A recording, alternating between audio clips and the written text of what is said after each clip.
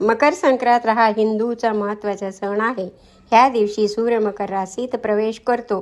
हा सण दरवर्षी 14 किंवा 15 जानेवारीला साजरा केला जातो.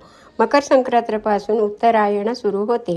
ह्या दिवशी तिळगुळ वाटणे, पतंग उडवणे, गोडधोड खाणे आणि शुभेच्छा देण्याची परंपरा आहे. हा सण एकता, गोडवा आणि नवीन सुरुवातीचे प्रतीक मानला जातो. मकर संक्रांती हा सण हिवाळ्यात येतो. ह्या काळात थंडी जास्त असल्यामुळे शरीराला उष्णतेची गरज असते. काळा रंग उष्णता अधिक प्रमाणात शोषून घेतो, त्यामुळे शरीर उष्ण राहते. म्हणूनच मकर संक्रांतीच्या दिवशी काळ्या रंगाचे कपडे घालण्याची परंपरा आहे. पिवळा रंग देवी रूपी बृहस्पती भगवान विष्णू यांच्याशी संबंधित आहे. हिरवा रंग गणपतीचा प्रिय आहे.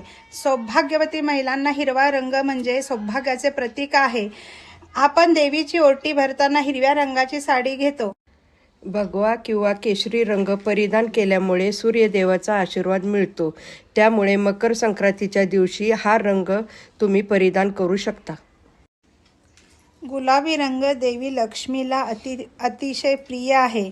मकर संक्रांती दिवशी जर गुलाबी रंग धारण केला तर श्रीकृष्ण आणि राधा राणी प्रसन्न होते. लाल रंगाला हिंदू धर्मात शुभकार्याचे प्रतीक मानले जाते. लाल रंग धारण केल्याने देवी लक्ष्मीचे आशीर्वाद प्राप्त होतो. मोरपंखी रंग हा मोर पिसाऱ्यासारखा आहे.